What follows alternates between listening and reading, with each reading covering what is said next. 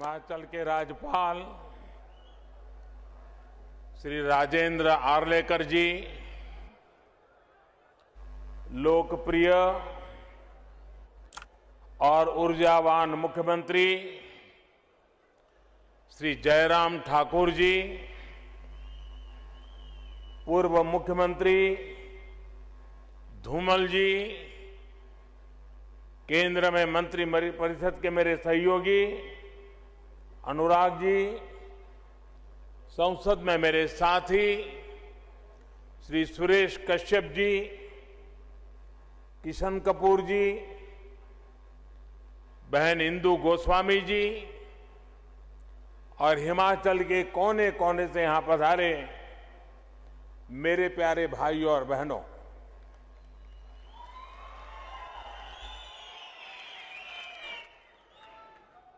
इस महीने काशी विश्वनाथारे दर्शन करने बाद आज इस छोटी काशी मंज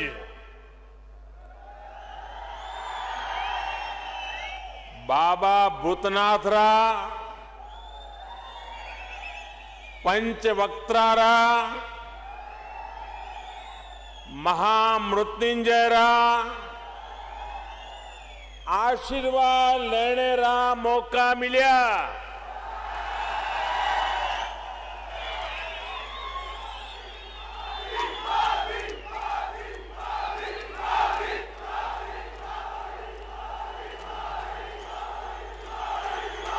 देवभूमि रे सभी देवी देवतियां जो मेरा नमन।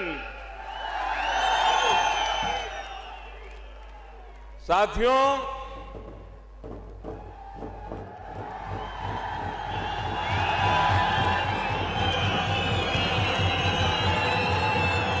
हिमाचल से मेरा हमेशा से एक भावात्मक रिश्ता रहा है। हिमाचल की धरती ने हिमालय के उत्तुंग शिखरों ने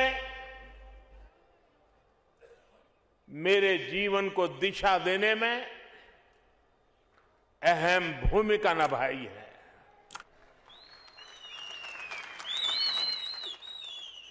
और आज मैं जब आपके बीच आया हूं और मैं जब भी मंडी आता हूं तो मंडी री सेपू बड़ी, कचौरी और बदाने रे मिठा की याद आ ही जाती है। साथियों, आज डबल इंजन की सरकार के भी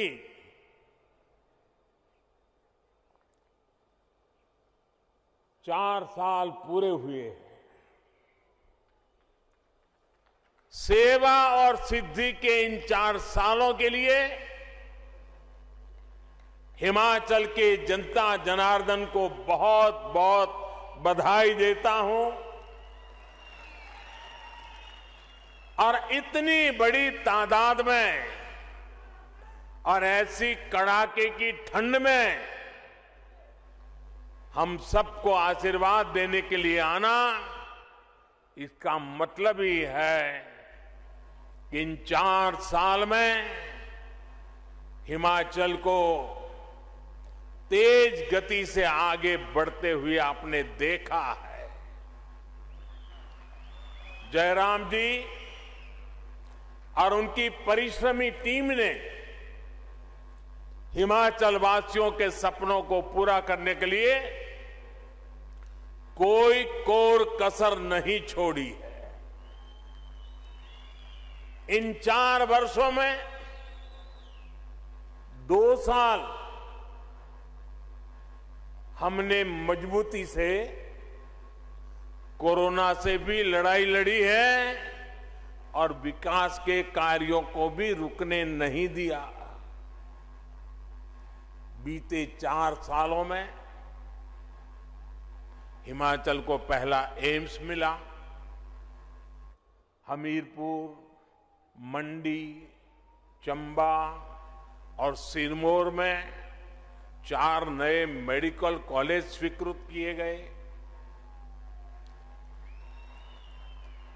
हिमाचल की कनेक्टिविटी को सशक्त करने के लिए अनेक विध प्रयास भी जारी हैं। भाई और बहनों, आज यहां मंच पर आने से पहले मैं हिमाचल प्रदेश के औद्योगिक विकास से जुड़े कार्यक्रमों में इन्वेस्टर्स मीट में शामिल हुआ और यहां एक जो प्रदर्शनी लगी है उसे देख करके भी मन अभिभूत हो गया। इसमें हिमाचल में हजारों करोड़ रुपए के निवेश का, युवाओं के लिए अनेक नए रोजगार का मार्ग बना है। अभी यहां थोड़ी देर पहले 11,000 करोड़ रुपए की लागत वाले 4 बड़े हाइड्रो इलेक्ट्रिक प्रोजेक्ट्स का शिलान्यास या फिर लोकार्पण भी किया गया है। इनसे हिमाचल की आय बढ़ेगी और रोजगार के हजारों अवसर भी बनेंगे। सावड़ा कुड्डू प्रोजेक्ट हो, लूहरी प्रोजेक्ट हो, धौला सिद्ध प्रोजेक्ट हो या रेणुका जी प्रोजेक्ट, ये सभी हिमाचल की आकांक्षा और देश की आवश्यकता की पूर्ति दोनों के माध्यम से होने वाली है। सावड़ा कुड्डू बांध तो पियानो की आकृति वाला एशिया का पहला ऐसा बांध है। यहां पैदा हुई बिजली से हिमाचल को हर वर्ष लगभग 125 करोड़ रुपए की आय होगी। साथियों, श्री रेणुका जी हमारी आस्था का अहम केंद्र है। भगवान परशुराम और उनकी मां रेणुका जी के स्नेह की प्रतीक इस भूमि से आज देश के विकास के लिए भी एक धारा निकली है। गिरी नदी पर बन रही श्री रेणुका जी बांध परियोजना जब पूरी हो जाएगी तो एक बड़े क्षेत्र को इससे सीधा लाभ होगा।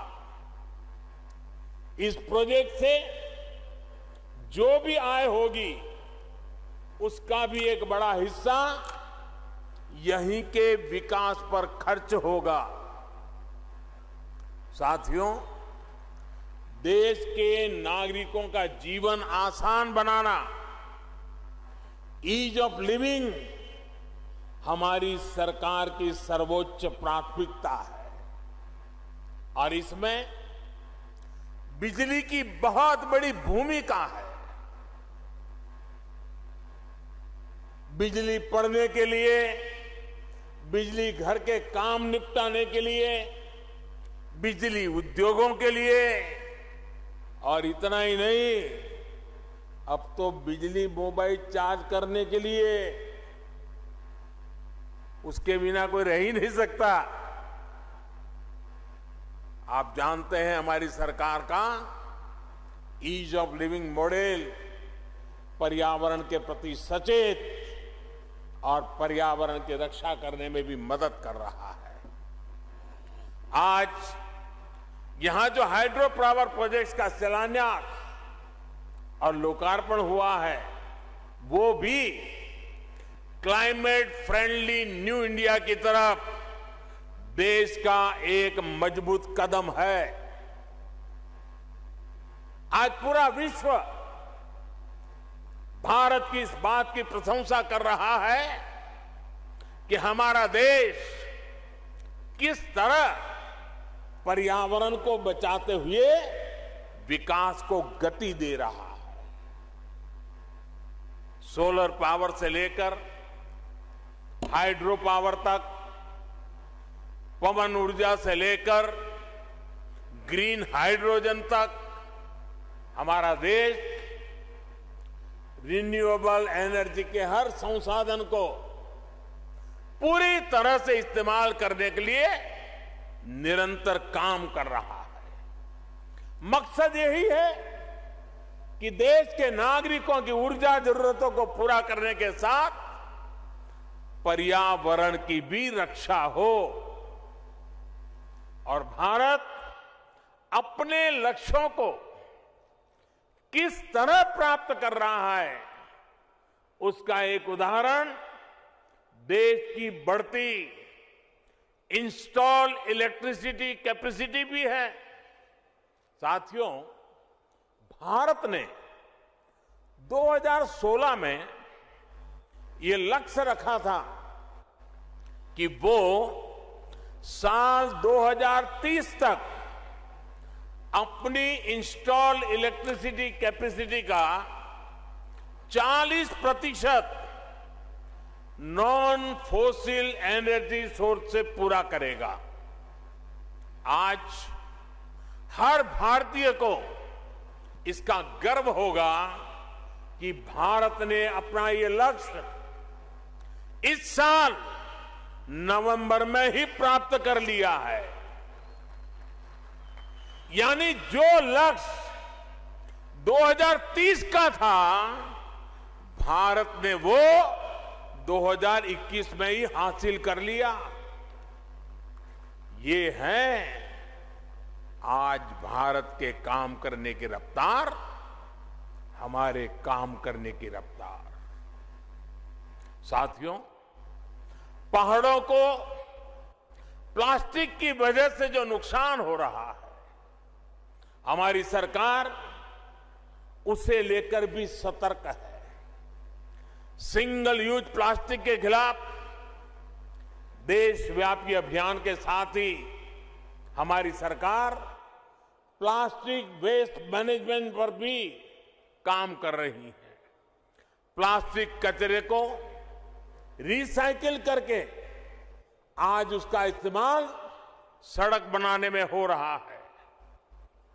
आज आपसे बात करते हुए मैं हिमाचल आने वाले देश के कोने कोने से लोग यहां आते हैं। हिमाचल आने वाले सभी पर्यटकों से भी आग्रह करना चाहता हूं, हिमाचल को स्वच्छ रखने में, प्लास्टिक और अन्य कचरे से मुक्त रखने में पर्यटकों का भी दायित्व बहुत बड़ा है। इधर उधर फैला प्लास्टिक, नदियों में जाता प्लास्टिक हिमाचल को जो नुकसान पहुंचा रहा है, उसे रोकने के लिए हमें मिलकर प्रयास करना होगा। साथियों, देवभूमि हिमाचल को प्रकृति से जो वरदान मिला हुआ है, हमें उसे संरक्षित करना ही होगा। यहां टूरिज्म के साथ ही औद्योगिक विकास की भी अपार संभावना है। हमारी सरकार इस दिशा में भी लगातार काम कर रही है। हमारा जोर विशेष तौर पर फूड इंडस्ट्री, फार्मिंग और फार्मा पर है, और यहां फन तो है ही है। टूरिज्म का फन हिमाचल से बढ़कर कहां मिलेगा। हिमाचल की फूड प्रोसेसिंग इंडस्ट्रीज में विस्तार की बहुत क्षमता है। इसलिए हमारी सरकार मेगा फूड पार्क से लेकर कोल्ड स्टोरेज इंफ्रास्ट्रक्चर को मजबूत कर रही है। फार्मिंग में नेचुरल फार्मिंग को, प्राकृतिक खेती को बढ़ावा देने के लिए भी डबल इंजन की सरकार निरंतर काम कर रही है। आज प्राकृतिक खेती से हुई उपज की दुनिया भर में मांग बढ़ रही है। केमिकल मुक्त कृषि उत्पाद आज विशेष आकर्षण का केंद्र बन रहे हैं। मुझे खुशी है कि हिमाचल इसमें भी अच्छा काम कर रहा है। राज्य में अनेक बायो विलेज बनाए गए हैं और मैं आज विशेष रूप से हिमाचल के किसानों का हृदय से अभिनंदन करना चाहता हूं कि उन्होंने प्राकृतिक खेती का रास्ता चुना है। मुझे बताया गया करीब करीब 1.5 लाख से ज्यादा किसान इतने छोटे से राज्य में और बहुत ही कम समय में केमिकल मुक्त प्राकृतिक खेती के रास्ते पर चल पड़े हैं। और मैं आज अभी प्रदर्शनी में प्राकृतिक खेती के उत्पाद देख रहा था। उसकी साइज भी इतनी लुभावनी थी, उसके रंग रूप इतने लुभावने थे। मुझे बहुत खुशी हुई। मैं हिमाचल के किसानों को इस बात के लिए हृदय से अभिनंदन करता हूं और देश भर के किसानों को आग्रह करता हूं कि हिमाचल ने जो रास्ता चुना है, यह रास्ता उत्तम किसानी का एक उत्तम मार्ग है। आज जब पैक फूड का चलन बढ़ रहा है तो हिमाचल इसमें बहुत बड़ी भूमिका निभा सकता है। साथियों, हिमाचल प्रदेश देश के सबसे महत्वपूर्ण फार्मा हब में से एक है। भारत को आज फार्मेसी ऑफ द वर्ल्ड कहा जाता है, तो इसके पीछे हिमाचल की बहुत बड़ी ताकत है। कोरोना वैश्विक महामारी के दौरान हिमाचल प्रदेश ने न सिर्फ दूसरे राज्यों बल्कि दूसरे देशों की भी मदद की है। फार्मा इंडस्ट्री के साथ ही हमारी सरकार आयुष इंडस्ट्री, नेचुरल मेडिसिन से जुड़े उद्यमियों को भी बढ़ावा दे रही है। साथियों, आज देश में सरकार चलाने के 2 अलग अलग मॉडल काम कर रहे हैं। एक मॉडल है सबका साथ, सबका विकास, सबका विश्वास और सबका प्रयास। वहीं दूसरा मॉडल है खुद का स्वार्थ, परिवार का स्वार्थ और विकास भी खुद के परिवार का है। अगर हम हिमाचल में ही देखें तो आज पहला मॉडल, जिस मॉडल को हम लेकर के आपके पास आए, वह मॉडल पूरी शक्ति से राज्य के विकास में जुटा हुआ है।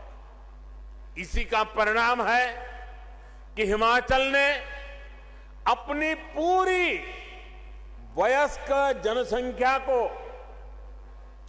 वैक्सीन देने में बाकी सबसे बाजी मार ली है। यहां जो सरकार में है वो राजनीतिक स्वार्थ में डूबे नहीं है, बल्कि उन्होंने पूरा ध्यान हिमाचल के एक एक नागरिक को वैक्सीन कैसे मिले इसमें लगाया है।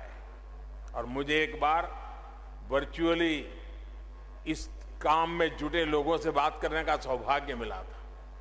बड़ा प्रेरक, एक एक की बात इतनी प्रेरक थी। भाइयों बहनों, हिमाचल के लोगों के स्वास्थ्य की चिंता थी, इसलिए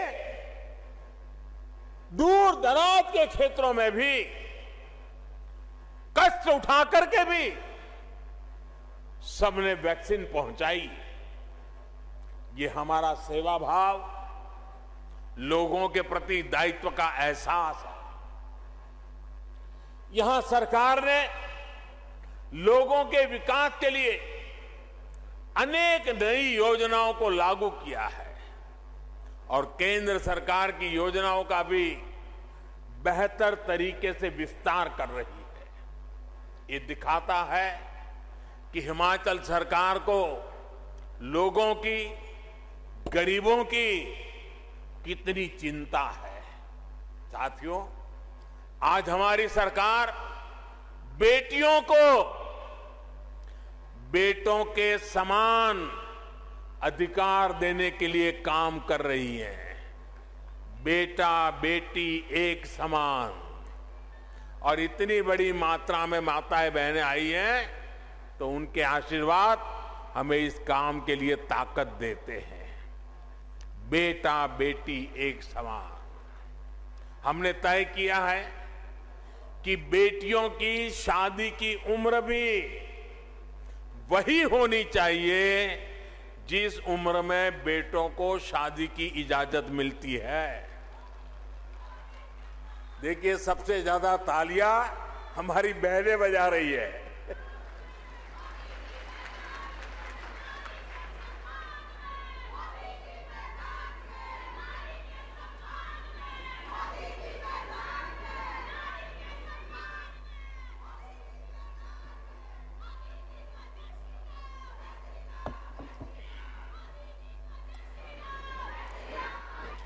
बेटियों की शादी की उम्र 21 साल होने से उन्हें पढ़ने के लिए पूरा समय भी मिलेगा और वो अपना कैरियर भी बना पाएगी। हमारे इन सारे प्रयासों के बीच आप एक दूसरा मॉडल भी देख रहे हैं जो सिर्फ अपना स्वार्थ देखता है, अपना वोट बैंक देखता है।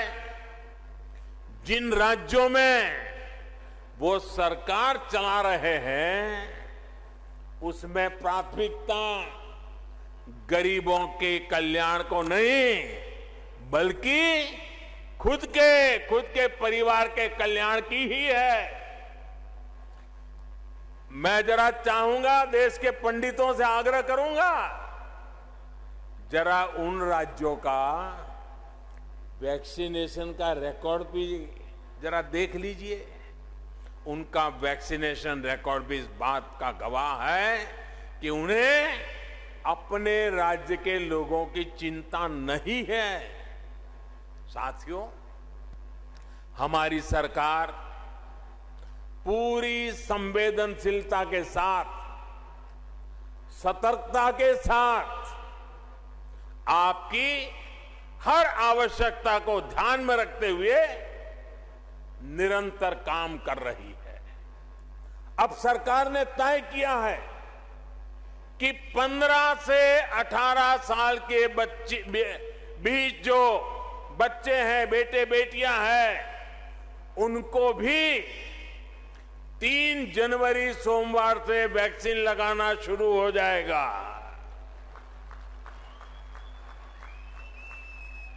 3 जनवरी सोमवार से अभियान शुरू होने वाला है। मुझे विश्वास है हिमाचल प्रदेश इसमें भी शानदार काम करके दिखाएगा। देश को दिशा देने का काम हिमाचल करके रहेगा। हमारे जो हेल्थ सेक्टर के लोग हैं, फ्रंटलाइन वर्कर हैं, वो पिछले 2 साल से कोरोना से लड़ाई में देश की एक बहुत बड़ी ताकत बने हुए हैं। उन्हें भी 10 जनवरी से प्रिकॉशन डोज देने का काम शुरू होगा।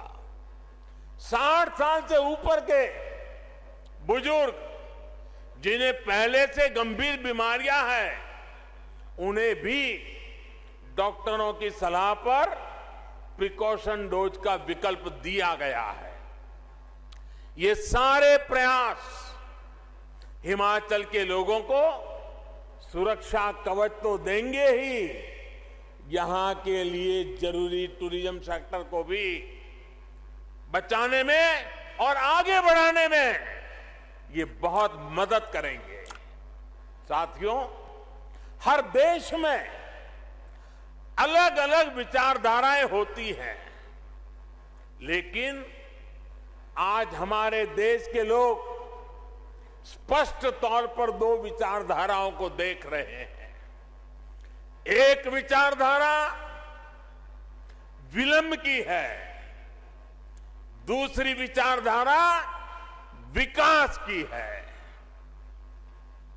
विलंब की विचारधारा वालों ने पहाड़ों पर रहने वाले लोगों की कभी परवाह नहीं की, चाहे इंफ्रास्ट्रक्चर का काम हो, लोगों की बुनियादी सुविधा देने का काम हो। विलंब की विचारधारा वालों ने हिमाचल के लोगों को दशकों तक इंतजार करवाया।